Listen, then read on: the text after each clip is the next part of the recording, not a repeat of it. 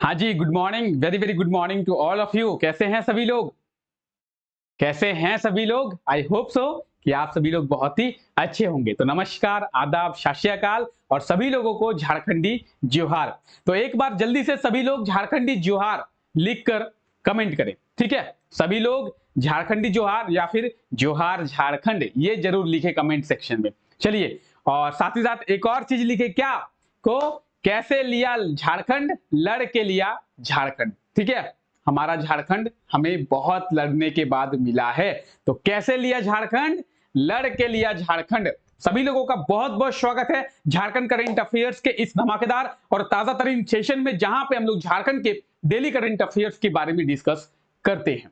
आप सभी को पता होगा इस क्लास में हम लोग झारखंड के इंपॉर्टेंट करंट अफेयर्स के बारे में डिस्कस करते हैं और एग्जाम के पॉइंट ऑफ व्यू से जो भी करंट अफेयर्स हमारे लिए इंपॉर्टेंट होता है उन सभी करंट अफेयर्स के बारे में जानने का प्रयास करते हैं और सभी करंट अफेयर्स को अच्छे तरीके से डिटेल में एनालाइज करते हैं। क्लास सुबह रोजाना 5 बजे होती है, तो क्लास को मिस नहीं करना है। हर रोज ये क्लास होती है और हर रोज हम लोग इस क्लास के माध्यम से कुछ नया सीखने का प्रयास करते हैं। आप भले ही झारखंड के बारे में बहुत जानते हैं, आपको झारखंड के बारे में सब कुछ पता है, लेकिन इस क्लास को करने से कुछ ना कुछ आपको नया सीखने को जरूर मिलेगा।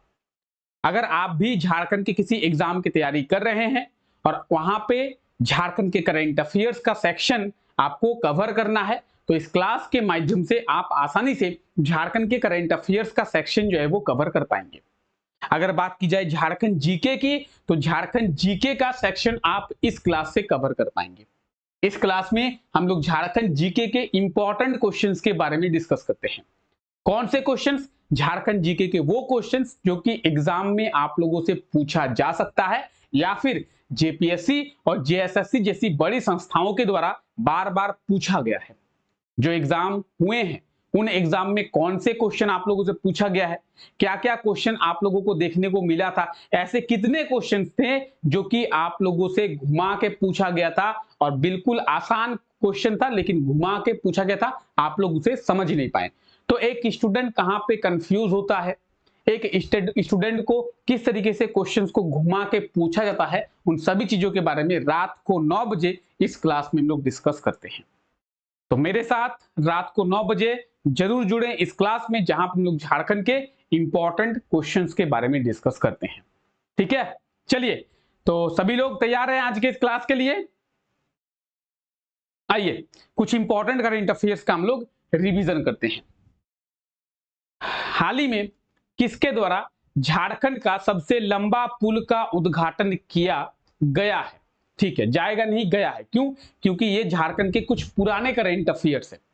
ठीक है, हम लोग अभी कुछ दिनों से क्या कर रहे हैं, झारखंड के कुछ पुराने करंट अफेयर्स का रिवीजन कर रहे हैं ताकि पुराने करंट अफेयर्स भी आप लोगों को पता चल सके। ठीक है, तो किसके द्वारा झारखंड का सबसे लंबा पुल, क्या होगा सही आंसर?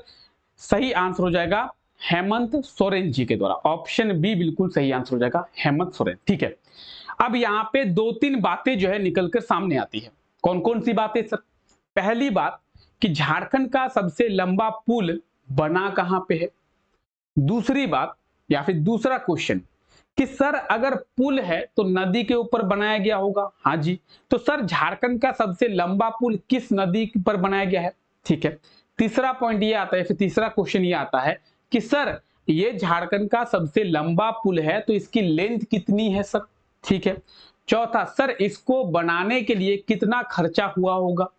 पांचवा सर इसे किसके द्वारा बनाया गया है? कुछ यही क्वेश्चंस आते हैं आपके मन में। आइए एक एक क्वेश्चन के बारे में डिटेल में आंसर करते हैं। सबसे पहले आप आंसर देख सकते हैं कि झारखंड का सबसे लंबा पुल का उद्घाटन झारखंड के पूर्व मुख्यमंत्री हेमंत सोरेन जी के द्वारा किया गया है। ठीक है, सर झारखंड का सबसे लंबा पुल बना कहां पे है? दुमका जिले में। The sub capital of Jharkhand, Jharkhand की उपराजधानी दुमका में झारखंड का सबसे लंबा पुल जो है बनकर तैयार हुआ है। ठीक है, सर किस नदी के ऊपर बनाया गया है? ये हमारा दूसरा पॉइंट था। तो मयूराक्षी नदी के ऊपर। किस नदी के ऊपर? मयूराक्षी नदी के ऊपर। ठीक है, सर इसे बनाने में कितना खर्च हुआ है? लगभग 198 करोड़, 198 करोड़ इसे बनाने का खर्चा हुआ है। ठीक है, सर इसे जो है वो किसके द्वारा बनाया गया है? साज के द्वारा, SHAJ, साज, state highway authority of Jharkhand के द्वारा इसे बनाया गया है। ठीक है, तो यही कुछ बातें हैं जो निकलकर सामने आई थी, उद्घाटन हेमंत सोरेन जी के द्वारा। ठीक है, तो आप यहाँ पे डिटेल्स देख पाएंगे कि झारखंड के सबसे लंबे पुल का उद्घाटन जो है वो झारखंड के पूर्व मुख्यमंत्री हेमंत सोरेन जी के द्वारा किया गया है। ठीक है, अब आइए इसके रिलेटेड कुछ बातें आपको बताई गई है कि ये जो है झारखंड का सबसे लंबा पुल है। कहां पे है? दुमका में है। किस नदी के ऊपर बनाया गया है? तो मयूराक्षी नदी के ऊपर बनाया गया है। इसकी लंबाई कितनी है? लेंथ कितनी है? 2340 मीटर इसकी टोटल लेंथ है। इसमें पियर्स कितने हैं? तो टोटल जो है 51 पियर्स है। कुल लागत की बात करें लगभग 198 करोड़ जो है इसे बनाने की लागत आई है। 12 फरवरी 2018 में इसे बनाने का काम शुरू किया गया था। 31 मार्च 2023 में लगभग 5 वर्ष जो है इसे बनाने में लगे हैं समय। ठीक है, तो 5 वर्षों का समय लगा है। तो यहाँ पे आप डिटेल्स देख पाएंगे जो भी बातें आपको देखनी है। आइए इस पुल के बारे में देखते हैं।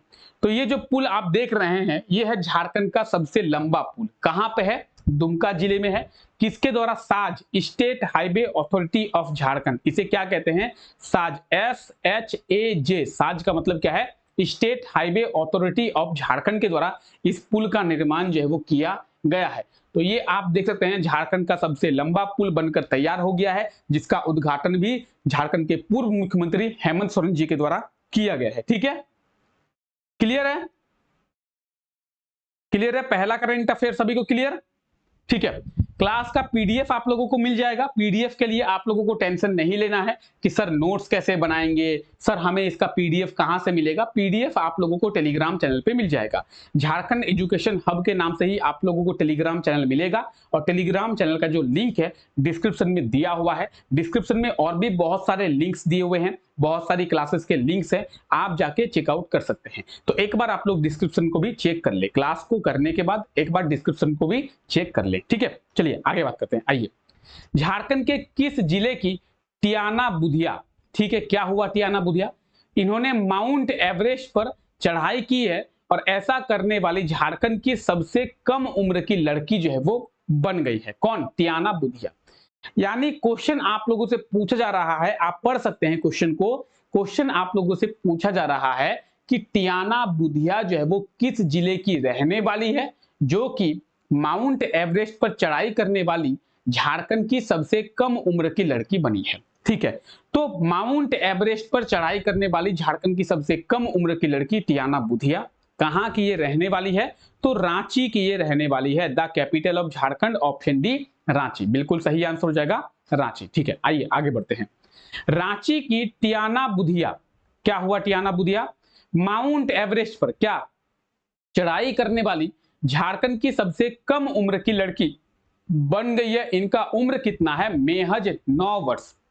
ठीक है, टियाना बुधिया के बारे में आप यहां पे देख सकते हैं। और 9 वर्ष की उम्र में इन्होंने ऐसा कारनामा जो है वो करके दिखाया है। किसने? टियाना बुधिया ने।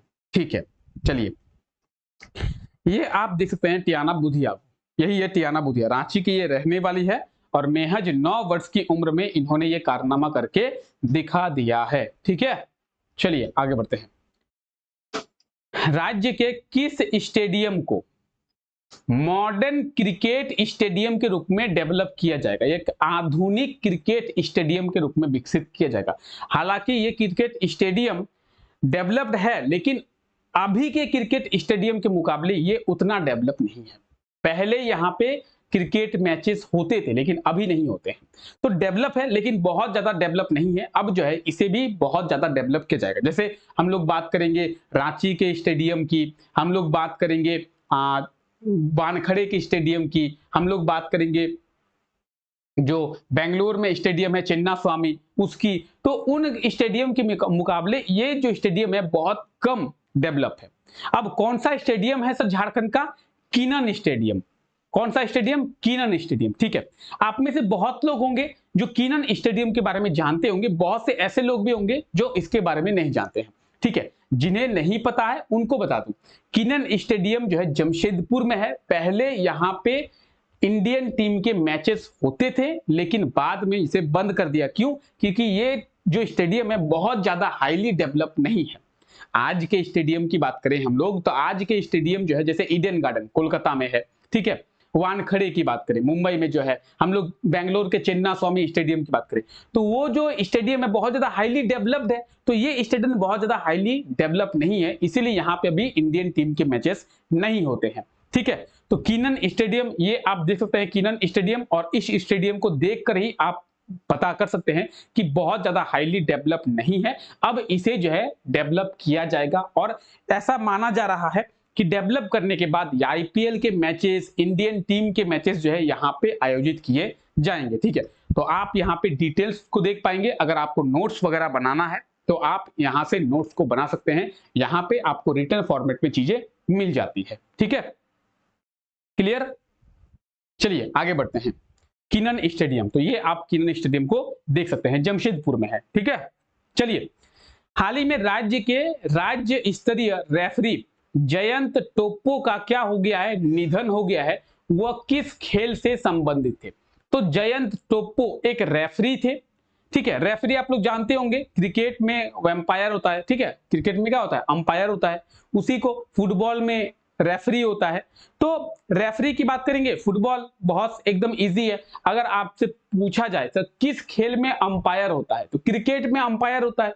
फुटबॉल की बात करेंगे तो फुटबॉल में रेफरी होता है। आप देखे होंगे सीटी लेके पौ पौ बजाते हैं, ठीक है, सीटी लेके बजाते हैं ना आप लोग, अगर कोई फुटबॉल मैच देखते हैं तो उन्हें पता होगा। तो जयंत टोप्पो जो है फुटबॉल के रेफरी थे और इनका जो है अभी रिसेंटली निधन हो गया है। यानी ऑप्शन की अगर बात की जाए, ऑप्शन बी इसका बिल्कुल सही आंसर हो जाएगा, ठीक है। सभी को समझ में आ रहा है? किसी को कोई दिक्कत है? आई होप सो सभी को समझ में आ रहा हो। चलिए, तो मुख्यमंत्री हेमंत सोरेन,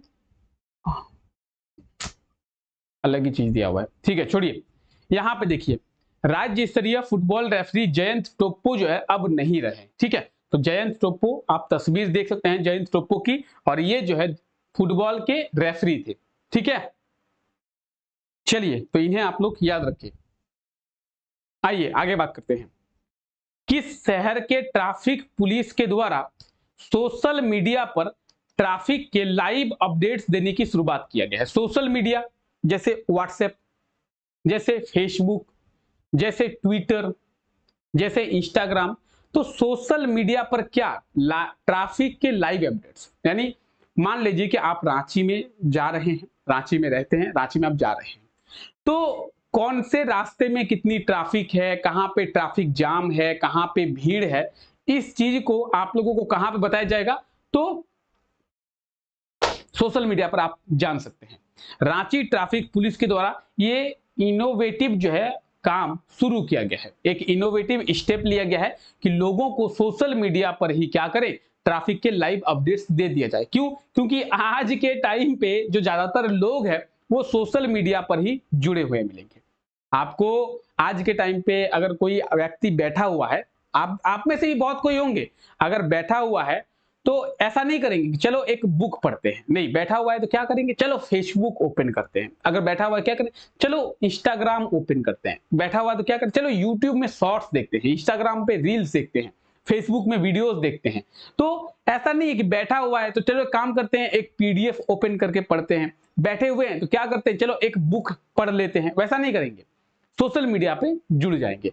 तो ट्रैफिक पुलिस के द्वारा भी एक इनोवेटिव काम जो है शुरू किया गया कि क्यों ना अब ट्रैफिक के लाइव अपडेट सोशल मीडिया पर ही दे दिया जाए ताकि लोग जो है अपडेट रहे।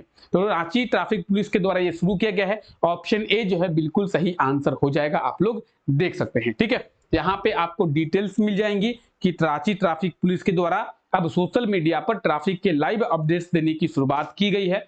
और ट्रैफिक के लाइव अपडेट्स कहां पे, सोशल मीडिया पे। सोशल मीडिया आप लोग जानते ही होंगे, फेसबुक, ट्विटर, ठीक है, व्हाट्सएप, सभी को पता होगा। चलिए आगे बात करते हैं। आइए, हाल ही में विश्व के सर्वश्रेष्ठ वैज्ञानिकों की सूची में झारखंड के कितने वैज्ञानिकों को शामिल किया गया है? वर्ल्ड बेस्ट साइंटिस्ट की सूची जो है इसे जारी की गई है, ठीक है। अब ये वर्ल्ड बेस्ट साइंटिस्ट की सूची में झारखंड के कितने साइंटिस्टों को शामिल किया गया है? झारखंड के कितने साइंटिस्टों को, क्या होगा सही आंसर? सही आंसर हो जाएगा 46, 46। झारखंड के 46, झारखंड विश्व के सबसे अच्छे वैज्ञानिक, विश्व के सबसे अच्छे वैज्ञानिकों के लिस्ट में हमारे झारखंड के भी 46 वैज्ञानिक हैं, 46 साइंटिस्ट हैं। ठीक है, आइए बात करते हैं इनके बारे में। सबसे पहले आंसर की बात करें, ऑप्शन बी बिल्कुल सही आंसर हो जाएगा। बहुत ही इंपॉर्टेंट करंट अफेयर्स है और इस क्लास में जितने भी करंट अफेयर्स का रिवीजन हम लोग कर रहे हैं, सभी करंट अफेयर्स इंपॉर्टेंट है, तो किसी को हल्का मेजर नहीं करना है। ठीक है, आइए, विश्व के सर्वश्रेष्ठ वैज्ञानिकों की सूची में झारखंड के 46 वैज्ञानिकों को शामिल किया गया है। इस सूची में आईआईटी आईएसएम के 23 साइंटिस्टों को शामिल किया गया है, बीआईटी मेसरा के 14 साइंटिस्टों को और एनआईटी जमशेदपुर के 9 साइंटिस्टों को इसमें शामिल किया गया है। तो world best scientist in best scientist in the world में झारखंड के कितने 46 साइंटिस्ट, 46 वैज्ञानिक। ठीक है, क्लियर। बहुत इजी करंट अफेयर, किस शहर को इंडस्ट्रियल टाउन का दर्जा दिया गया है? बहुत इंपॉर्टेंट, बहुत ही ज्यादा important, Jamshedpur. Option A, Jamshedpur पहले क्या था? नोटिफाइड एरिया था। जमशेदपुर नोटिफाइड एरिया, इस नाम से जमशेदपुर को जाना जाता था। नोटिफाइड एरिया को हटाकर जमशेदपुर को इंडस्ट्रियल टाउन का दर्जा दिया गया है। क्यों? क्योंकि जमशेदपुर में बहुत ज्यादा इंडस्ट्री है। अगर जमशेदपुर की बात करें हम लोग, तो जमशेदपुर को झारखंड की इंडस्ट्रियल कैपिटल के नाम से जाना जाता है। क्यों? क्योंकि जमशेदपुर में बहुत ज्यादा इंडस्ट्री है, तो इसीलिए जमशेदपुर को इंडस्ट्रियल टाउन का दर्जा दिया गया है। ठीक है, तो बहुत ज्यादा इंडस्ट्री होने के कारण जमशेदपुर को इंडस्ट्रियल टाउन का दर्जा दिया गया है। ये आपको रिटर्न फॉर्मेट में यहां पे मिल जाएगा। अगर सही आंसर की बात करेंगे तो ऑप्शन ए बिल्कुल सही आंसर हो जाएगा। ठीक है, चलिए आगे बढ़ते हैं। झारखंड सरकार के द्वारा राज्य में मुख्यमंत्री ग्राम गाड़ी योजना के तहत कितने बसों को चलाया जाएगा? अब देखिए, मुख्यमंत्री ग्राम गाड़ी योजना के तहत झारखंड सरकार के द्वारा टारगेट लिया गया था कि हम इतने बसें चलाएंगे। अब एक बार में शुरू होना पॉसिबल है नहीं, धीरे धीरे शुरू किया गया है। हालांकि मुख्यमंत्री ग्राम गाड़ी योजना ये झारखंड सरकार के द्वारा शुरू कर लिया गया है। झारखंड सरकार के द्वारा कहा गया था कि झारखंड में 250 बसों को मुख्यमंत्री ग्राम गाड़ी योजना के तहत शुरू किया जाएगा। कितने? 250 बसों को। अब इन बसों को शुरू करने के पीछे झारखंड सरकार का उद्देश्य क्या है और इन बसों का लाभ किसे मिलेगा? हालांकि आप बोलेंगे सर झारखंड में तो बहुत बसें चलती है, तो मुख्यमंत्री ग्राम गाड़ी योजना इसमें बस चला के क्या होगा?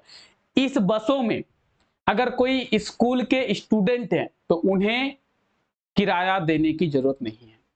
प्रेग्नेंट महिलाएं, उन्हें किराया देने की जरूरत नहीं है। अगर कोई दिव्यांग व्यक्ति इस बस में चढ़ता है तो उन्हें किराया देने की जरूरत नहीं है। तो झारखंड के कुछ लोगों को टारगेट करके इन बसों को शुरू किया गया है। चाहे हम लोग स्कूली बच्चों की बात करें, चाहे हम लोग प्रेग्नेंट महिलाओं की बात करें, हम लोग दिव्यांग लोगों की बात करें, उन्हें जो है किराया देने की जरूरत नहीं है।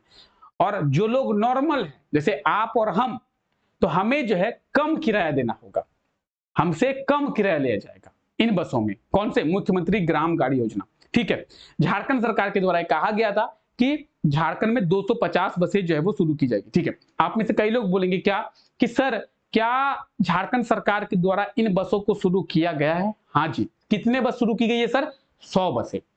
250 में से 100 बसें झारखंड सरकार के द्वारा शुरू कर लिया गया है, बाकी बसों को जल्द झारखंड सरकार के द्वारा शुरू किया जाएगा, ऐसा झारखंड सरकार कह रही है। ठीक है, तो यहां पे आप देख सकते हैं कि मुख्यमंत्री ग्राम गाड़ी योजना के तहत झारखंड सरकार के द्वारा 250 बसों को शुरू करने की बात कही गई थी, लेकिन अभी तक जो है 100 बसें शुरू हो पाई है। बाकी के 150 बसों की बात करें तो वो कब तक शुरू हो जाएगी, ऐसा देखते हैं। ठीक है, तो 100 बसें फिलहाल झारखंड में मुख्यमंत्री ग्राम गाड़ी योजना के तहत शुरू हो चुका है।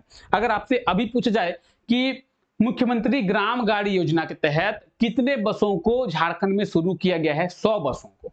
ठीक है, चलिए आगे बात करते हैं। झारखंड के पूर्व मुख्यमंत्री रघुबर दास को किस राज्य का राज्यपाल नियुक्त किया गया है? क्या होगा सही आंसर?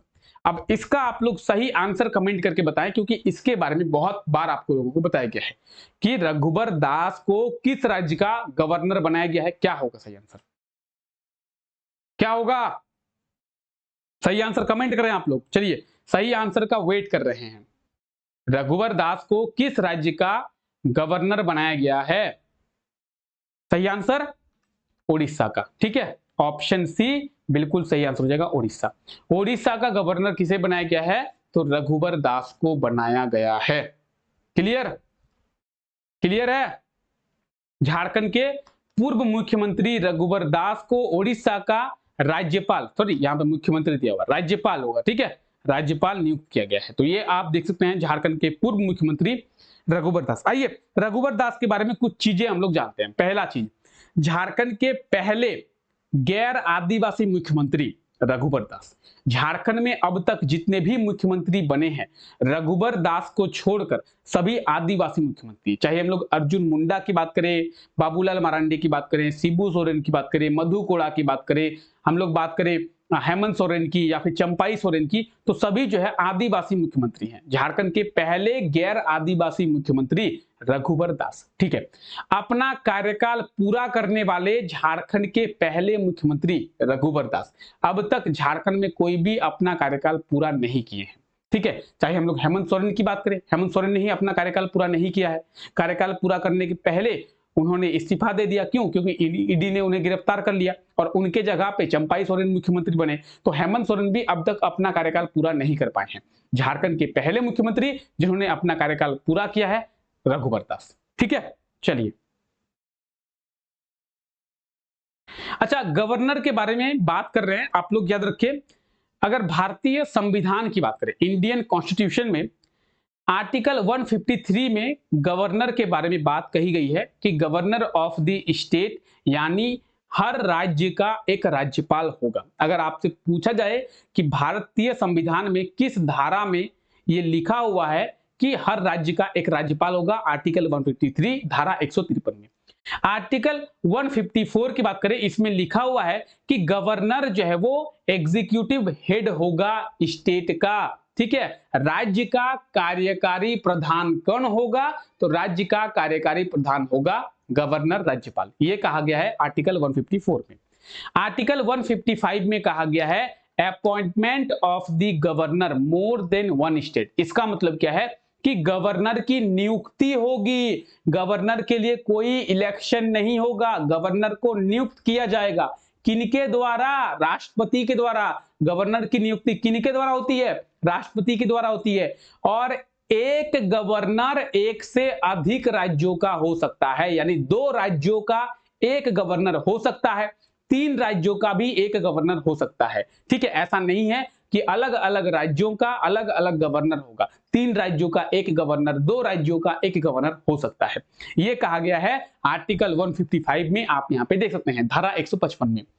आर्टिकल 156 में कहा गया है इनके टेन्योर के बारे में, इनके कार्यकाल के बारे में। हालांकि गवर्नर के कार्यकाल निर्भर करता है राष्ट्रपति के ऊपर। राष्ट्रपति अगर चाहे तो उनके कार्यकाल को दोबारा बढ़ा सकते हैं। ठीक है, आर्टिकल 157 में कहा गया है क्वालिफिकेशन के बारे में कि गवर्नर के लिए क्या क्वालिफिकेशन होना चाहिए। तो मिनिमम एज कहा गया है 35 होना चाहिए और वो केपेबल होने चाहिए। किसमें? जिस राज्य के वो गवर्नर बन रहे हैं उस राज्य के असेंबली के मेंबर बनने के लिए। ठीक है, तो अगर आपसे पूछा जाए कि गवर्नर के लिए न्यूनतम उम्र सीमा कितनी होती है? 35 वर्ष, 35 ईयर। आर्टिकल 158 में कंडीशंस के बारे में कहा गया है, गवर्नर के कंडीशंस के बारे में। आर्टिकल 159 में कहा गया है ओथ के बारे में, शपथ के बारे में। और इन्हें शपथ कौन दिलाते हैं? तो जिस राज्य के वो गवर्नर बने हैं उस राज्य के हाई कोर्ट के चीफ जस्टिस उन्हें शपथ दिलाते हैं। ठीक है, 160 में कहा गया है सेपरेशन के बारे में और 161 में कहा गया है पार्डनिंग पावर के बारे में, क्षमा दान के बारे में। तो उनके पास जो क्षमा दान की शक्ति है उसके बारे में बात की गई है। तो गवर्नर से रिलेटेड इतने सारे आर्टिकल है जो कि आपको देखने को मिलेगा। आर्टिकल 153 से शुरू होकर 161 तक गवर्नर के बारे में भारतीय संविधान में बात की गई है। तो आप इन चीजों को याद रखें, एग्जाम में सीधे सीधे आप लोगों को क्वेश्चन देखने को मिलेगा। ठीक है, चलिए, और हमारा आज का लास्ट क्वेश्चन है या फिर लास्ट करेंट अफेयर, झारखंड विधानसभा में कितने लोगों के तस्वीर को लगाने का निर्णय लिया गया है? तो झारखंड विधानसभा में एक निर्णय लिया गया है झारखंड सरकार के द्वारा कि झारखंड के 3 महान लोगों की तस्वीर जो है वो लगाई जाएगी। कितने? 3। सही आंसर क्या होगा? Option B 3। झारखंड विधानसभा में 3 महान लोगों की तस्वीरें जो है वो लगाई जाएगी। ठीक है, अब आप बोलेंगे सर आप कह रहे हैं कि झारखंड विधानसभा में 3 महान लोगों की तस्वीर लगाई जाएंगी, तो ये 3 महान लोग कौन है सर? तो जयपाल सिंह मुंडा, झारखंड आंदोलन के पिता, झारखंड आंदोलन के जनक, ठीक है, कौन? झारखंड आंदोलन के हीरो जयपाल सिंह मुंडा का, बोनीफस लकड़ा, देवेंद्र नाथ सामंत, इन तीनों की तस्वीर जो है वो झारखंड विधानसभा में लगाई जाएंगी। तो इसको आप लोग याद रखेंगे। झारखंड विधानसभा में कितने लोगों की तस्वीर लगाने का फैसला लिया गया है? 3 लोगों की। किनकी किनकी? जयपाल सिंह मुंडा, बोनीफस लकड़ा, देवेंद्र नाथ सामंत। जयपाल सिंह मुंडा, बोनीफस लकड़ा, देवेंद्र नाथ सामंत, तो तीनों को आप लोग देख सकते हैं। यह है जयपाल सिंह मुंडा, यह है बोनीफस लकड़ा और देवेंद्र नाथ सामंत, तीनों को आप लोग देख पा रहे हैं। क्लियर? झारखंड विधानसभा में लगाई जाएंगी, ठीक है, इन तीनों की तस्वीर। क्लियर है? किसी को कोई दिक्कत है यहां तक? क्लास को आगे बढ़ाएं। आइए क्लास को आगे बढ़ाते हैं। और ये जो क्वेश्चन है ये कल के क्लास में आप लोगों से पूछा गया था। क्या क्वेश्चन था कि झारखंड के कितने पर्यटन स्थल पर स्काई वॉक का निर्माण किया जाएगा? तो आप लोगों को बताया गया था झारखंड के 5 पर्यटन स्थल पर स्काई वॉक का निर्माण किया जाएगा। वो 5 पर्यटन स्थल कौन कौन से हैं? नेतरहाट, पतरातू की वैली, उसके बाद दसम waterfall, Jonha waterfall, Hundru waterfall. यानी नेतरहाट, पतरातू की घाटी, दसम जलप्रपात, जोन्हा जलप्रपात और हुंड्रू जलप्रपात, ये झारखंड के 5 पर्यटन स्थल है जहां पे स्काई वॉक का निर्माण किया जाएगा। ऑप्शन की बात की जाए, ऑप्शन ए बिल्कुल सही आंसर हो जाएगा और आप लोगों ने भी बिल्कुल सही आंसर कमेंट करके बताया था। ठीक है, चलिए आज के लिए आप लोगों का क्वेश्चन देख लेते हैं। आज के लिए आप लोगों का क्वेश्चन है, हाल ही में किस राज्य के उप मुख्यमंत्री सुशील मोदी का निधन हो गया है? अच्छा, यही क्वेश्चन था ना, कल पूछा गया था आप लोगों से। ये सेम क्वेश्चन कल पूछा गया था ना आप लोगों से कि सुशील मोदी का निधन हो गया है, वो किस राज्य के उप मुख्यमंत्री थे? चलिए एक बार फिर से आज आप लोग इसका सही आंसर कमेंट करके बताएंगे। ठीक है, सेम क्वेश्चन रिपीट हो गया है, एक बार फिर से आप लोग इसका सही आंसर कमेंट करके बता देंगे। सुशील मोदी जी के बारे में थोड़ा सा आप लोग कमेंट करने का प्रयास करेंगे। ठीक है, हालांकि बीजेपी के नेता थे सुशील मोदी, झारखंड से भी इनका तार जुड़ा हुआ है। अगर आप सुशील मोदी के जीवन के बारे में पढ़ेंगे तो झारखंड में भी ये रहे हैं, जमशेदपुर में आए हैं, तो झारखंड से भी इनके तार जुड़े हुए आपको देखने को मिलेगा। तो आप लोग सुशील मोदी जी के बारे में जरूर कमेंट करें। ठीक है, क्लियर? चलिए तो आज के इस क्लास को यही तक रखते हैं। आप सभी लोगों का बहुत बहुत शुक्रिया इस क्लास का हिस्सा बनने के लिए। मिलते हैं आप लोगों से नेक्स्ट क्लास में, तब तक के लिए thank you, take care, bye bye.